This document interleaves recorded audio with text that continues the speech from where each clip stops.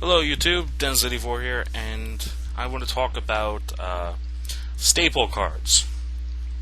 I've watched quite a bit of decks online. I'm actually looking for some more ideas for myself. Like I was thinking about building a Durac deck, or I've recently actually bought all of the Ice Bear Synchros, and I only need some more cards that I can get at my locals of some Ice Barrier monsters. So I'm actually probably going to build an Ice Barrier deck. But as I keep looking online for ideas, when people are showing off their decks and whatnot, I mean, heck, even at locals, like I'll duel somebody and I'll be interested in their deck, and after we duel, after it's all said and done, we each like fan out our deck so everyone can see the cards, and they explain. Sometimes they'll explain their combos and whatnot. But my discussion I want to talk about is about like staples, or supposedly staples. Some cards I do see being staples, like the strong ones like Monster Reborn, Darkhold. But then like I'll see people post these decks that just they run every card that, I mean, supposed to be a staple, like Solemn Judgment and Solemn Warnings, and actually I think those are basically the main staple trap cards I'm talking about. Like, because Monster Reborn, obviously, because that's a good card. I mean, because it's a common and stuff like that. But I'm talking about like more specific, they're like expensive staple cards. And to me, it's just, they're staples to some people, but like they're not staples to every deck. I left a comment on somebody's video about Power Duality. Like, the guy was stressing, he's like, I don't have a Power Duality, like, trade me on, just tell me what you want for one, like, I'll give you anything. And I told him, I said, dude, it's not it's a decent card. Like, I don't really think it's that good of a card. Like, me and my friend have a discussion about like so many cards. Like, well, we normally talk about like one card, and we'll be in a discussion about it for like like 30 minutes, just to talking about this one card and how it's good and bad points. And Power Duality has been actually being the top of our conversations lately, and I just don't think it's that great. I don't think it's like $100 card. I don't think it's worth that much. I don't think it's really a staple. I've seen so many people like trade away like decks and like all the cards they have for trade just to get one, and it's just like, I mean, yeah, to each their own. But if a guy came up to me, he's like, "Oh, you give me your Monarch deck and half your trade binder, and I'll give you Power Duality." Fuck you. No, not even just because like my Monarch deck is way beyond a Power Duality, because it's pricey. But I mean, just the fact that I don't think you need it. I don't think it's something that's like, yeah, you need this card, or else you're gonna lose the duel. We've gone this far without Power Duality, and until it came out, like, no one was going like, oh my god, if only there was a card that I could draw, I could pick up 3, look at one, keep 1, and send the rest of my deck, and I can't special summon this turn. If only there was a card that existed like that. I don't know. Like, please leave your comments, bash if you want to. Like, say you're an idiot for hating Power Duality. It's not that I hate it. I just don't think it should be that sought after. I don't think it's need to be. I don't think it's like it must go in every deck. And like, I've seen people say, if you don't run these cards, you're not. You shouldn't be running this deck. What? Wasn't the whole point of this game to have fun? Man, I remember back in the day. Back in the day of like Invasion of Chaos when it came out. Like, when it wasn't really that hard to get cards, and everybody was having fun. Like, I mean, every place you went there was laughing and joking, and now it's like, I don't know, when I go to my locals, I mean, I have fun, and the people around me have fun, but like, all I ever hear in the people who are like playing in the tournament is like aggravation and like anger.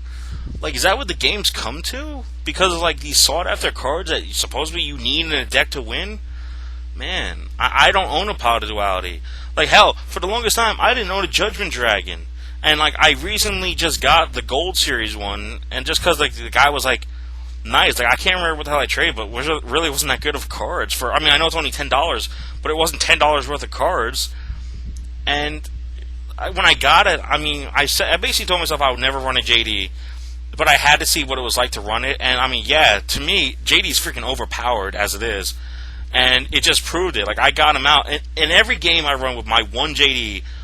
I've gotten him out about 90% of the time.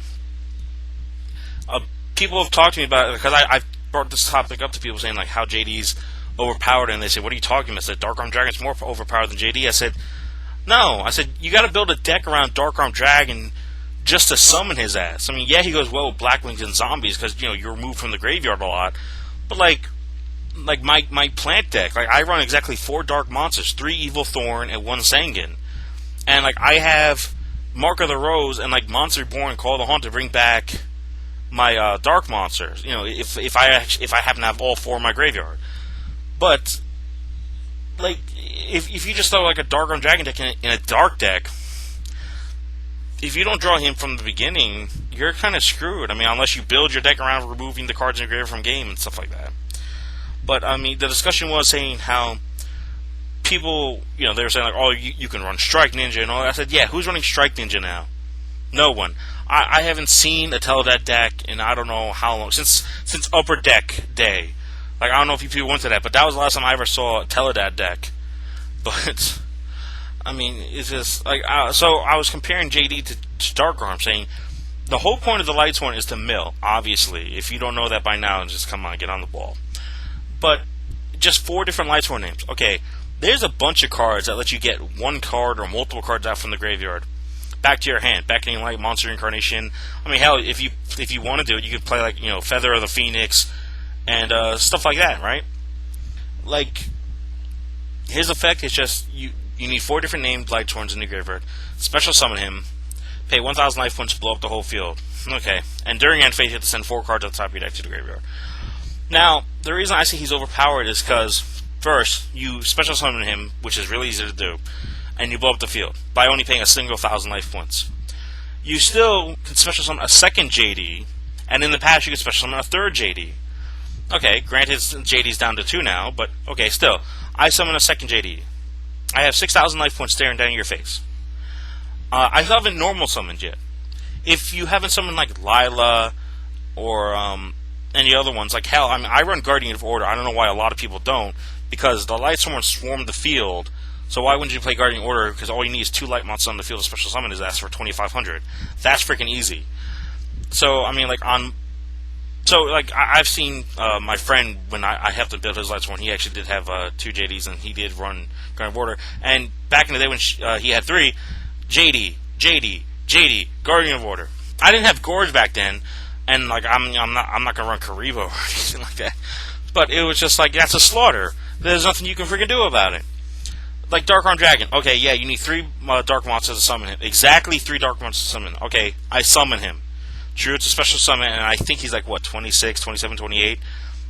Going high, I say he's 28, because I can't really remember off the top of my head. You can only remove 3 great, when he's summoned, because, I mean, that's all you have. Say you top deck him. Like, let's go for that. Let's go for top decking. Okay, you have no cards in your hand for both situations. JD. I summon a monster, pay 1,000 life points, blow up the whole field.